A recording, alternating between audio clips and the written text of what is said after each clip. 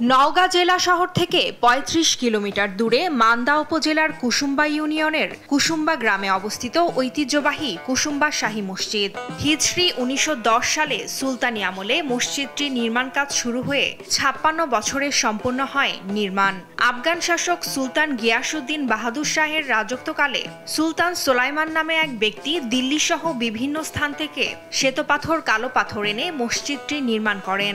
চারদিকের দেয়াল ৬ ফুট পুরু। মসজিদের সম্মুখভাগে রয়েছে ৩টি দরজা। ছাদের ওপর ২ সারিতে নির্মিত মোট ৬টি গম্বুজ রয়েছে। এছাড়াও মসজিদের সামনে রয়েছে ৭৭ বিঘা আয়তনের বিশাল এক দিঘি। কালো ও ধূসর রঙের পাথর আর পোড়ামাটির ইটে গড়া দৃষ্টিনন্দন মসজিদটির দারুণ সব কারুকাজ দর্শনার্থীদের এখনো আগের মতোই মুগ্ধ করে। প্রত্নতাত্ত্বিক নিদর্শনের স্থাপত্যটি দেখতে অনেকে কৌতূহলোদ্দীপক হয়ে প্রতিনিয়ত দূর দূরান্ত থেকে আসেন এখানে।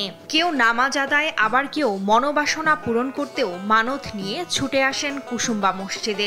আমাদের মনের বাসনা পূর্ণ করার জন্য এই মসজিদে এসে নামাজ আদা করে আল্লাহ রাব্বুল আলামিনের কাছে আমাদেরকে চাইতে হবে। ৫ টাকার নোটে স্থান পেয়েছে ৫২০ বছরের পুরনো ঐতিহ্যবাহী এই কুসুম্বা মসজিদটির ছবি।